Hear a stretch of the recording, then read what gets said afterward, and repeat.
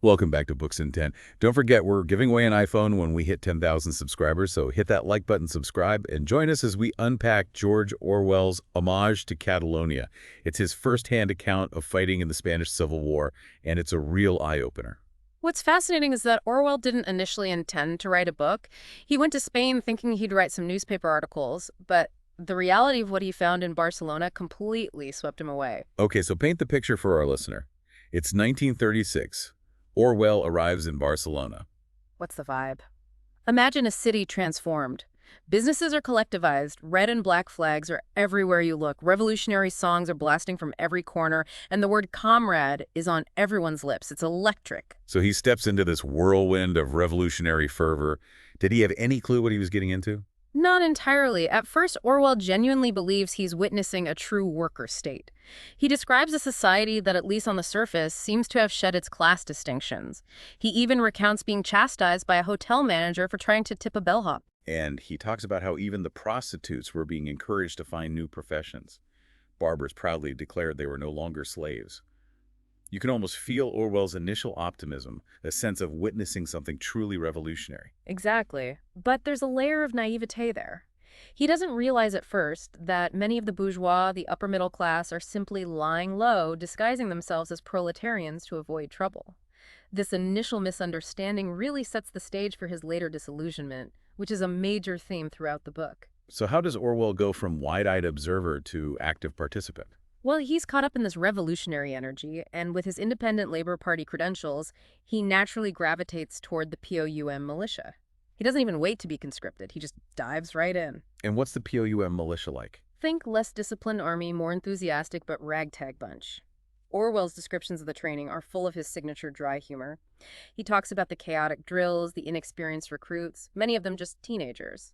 He even describes a dog with POUM branded on its side, looking utterly ashamed of its appearance. Classic Orwell, finding humor in the bleakest situations. But what about the actual fighting? What kind of weapons were they equipped with? Well, when the rifles finally arrived, they turn out to be ancient Mausers from 1896. Rusty, stiff bolts, you name it.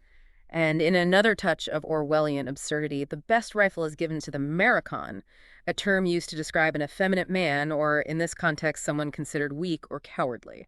So we've got Orwell armed with a less-than-ideal rifle amongst a group of largely untrained recruits. What's their first taste of the front lines like? Their commander is a stout Belgian named Georges Kopp, and Orwell paints this amusing image of him on horseback, prancing about like a young cavalryman, striking dramatic poses. It really highlights the amateur nature of this militia, at least in those early days. But that amateurishness is thrown into stark contrast with the reality of life at the front. Right, because Orwell doesn't shy away from describing the harsh conditions. Absolutely. The filth, the bitter cold, lack of sleep, constant hunger, the ever-present lice, it's all there in his writing. Yet even amidst this misery, he manages to capture moments of beauty like the stunning sunrises he describes. It's amazing how he finds those glimmers of hope in such bleakness. What surprised me was that he didn't encounter constant fighting, which he seemed to expect. That lack of actual fighting is a crucial point. It actually gave him the space to observe and reflect on the political dynamics at play, something he might have missed in the heat of constant battle. He had time to process the propaganda, the shifting alliances, the growing tensions. Speaking of the propaganda, there's that strange tactic they use, shouting at the enemy through megaphones. You're referring to those moments where instead of bullets, they'd fire off words? Initially, Orwell was baffled by this. The idea of trying to win over the enemy with words instead of weapons seemed absurd to him. Can you imagine? You're huddled in a trench, freezing and exhausted, and suddenly this booming voice echoes across the valley. We're just sitting down to buttered toast over here. Lovely slices of buttered toast. It's almost comical, but it was a deliberate attempt to demoralize the enemy troops, make them question their cause. What's interesting is that there's evidence it actually worked. Some fascist deserters specifically mention the propaganda as a factor in their decision to switch sides. It's a fascinating glimpse into the psychological tactics used in warfare. But the incident with the fascist newspaper was a turning point for Orwell. They dropped copies from a plane announcing the fall of Malaga, which turned out to be true.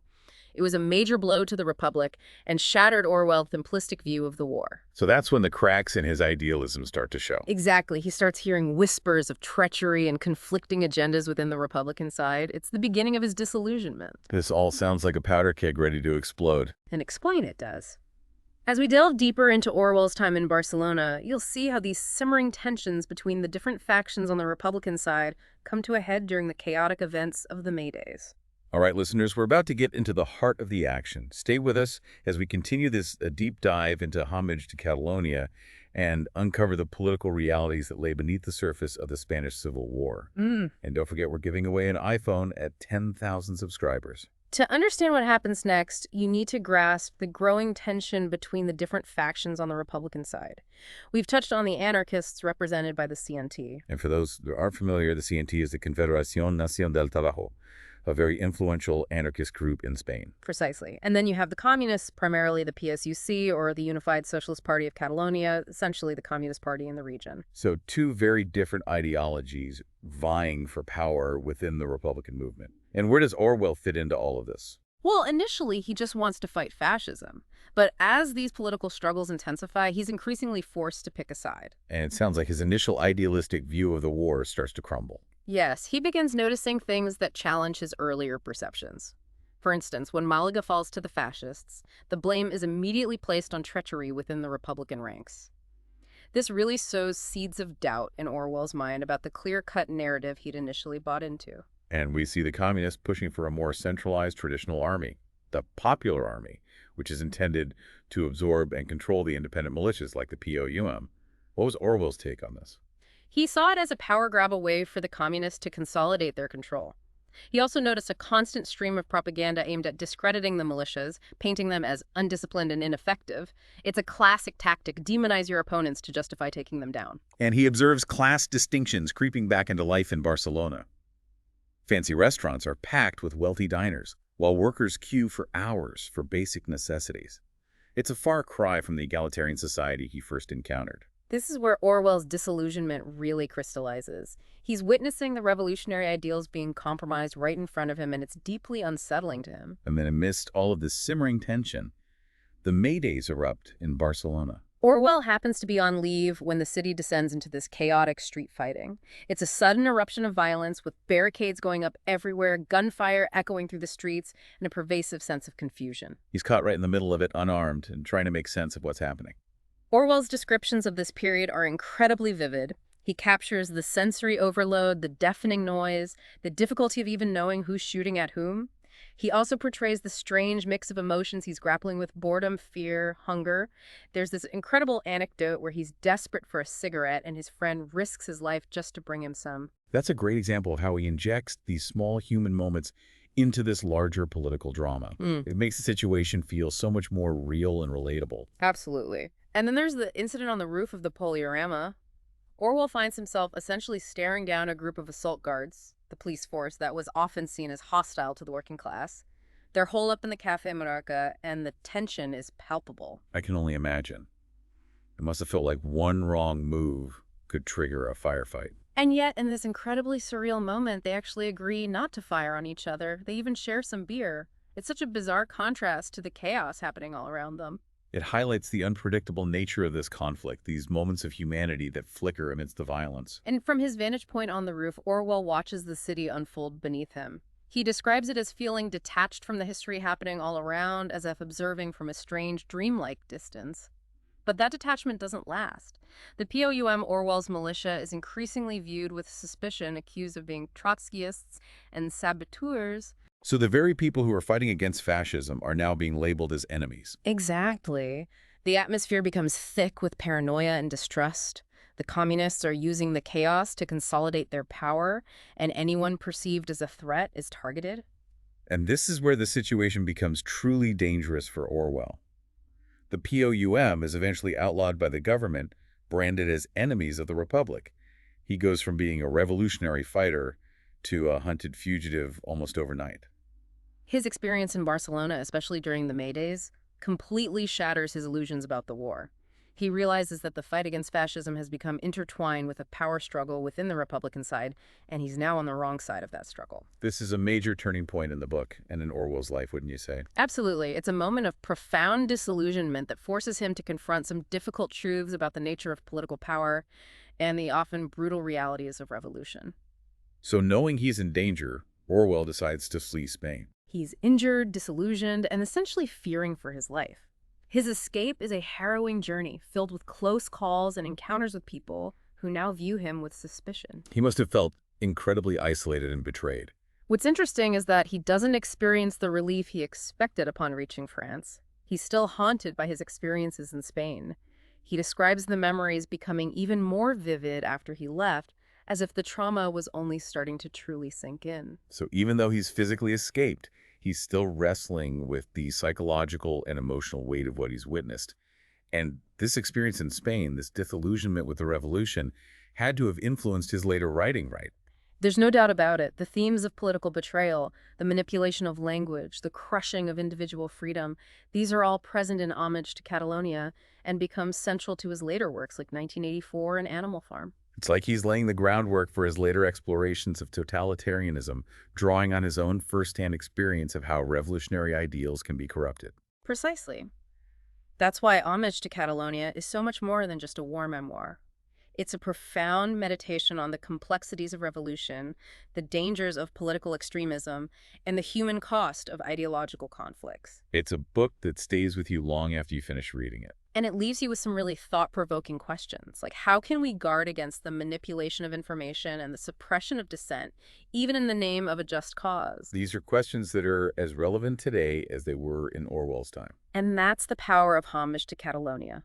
It's a timeless and unsettling reminder that the fight for freedom and justice is never truly over. It's a call to be engaged citizens, to fight for what we believe in, but to do so with our eyes wide open, aware of the potential pitfalls and the human cost. And to remember that truth is often messy and complex, and that individual voices can speak truth to power even in the midst of chaos and oppression. We'll explore this further as we continue our deep dive into Homage to Catalonia. Stay with us as we delve into the lasting impact of Orwell's experience and the enduring legacy of this powerful book. You know, it's remarkable how Orwell weaves these reflections on, politics and ideology into this narrative that's also, deeply personal and human. That's one of the things that makes Homage to Catalonia so compelling. It's not just about these grand historical events, right? It's about the individuals who are caught up in these events, their hopes, their fears, their struggles. Yeah, he has this knack for bringing the big picture down to like a human scale. Absolutely. Take, for instance, his descriptions of the villages in Aragon. Even in peacetime, he was struck by their poverty and the squalor. He talks about the houses all huddled together, no gardens, just these backyards filled with mule dung. Yeah, a stark contrast to that kind of romanticized image many people have of rural life. And Orwell highlights how the war just amplifies this existing misery. The constant movement of troops, the lack of basic sanitation, it all contributed to a feeling of degradation and decay. He doesn't sugarcoat the reality of what he witnessed. No, he doesn't. But even amidst this bleakness, he finds moments of beauty. He describes the sunrises over the barren landscape, the wild flowers pushing through the rubble.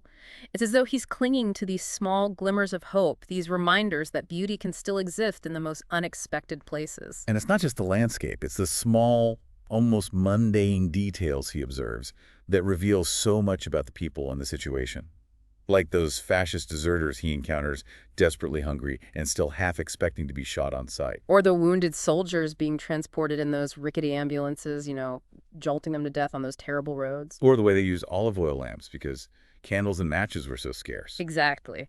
These seemingly insignificant details paint such a vivid picture of life on the front lines and this constant struggle for survival. And through these details, he conveys the psychological impact of the war, the constant lack of sleep, the ever-present fear, the gnawing boredom, that feeling of being hunted.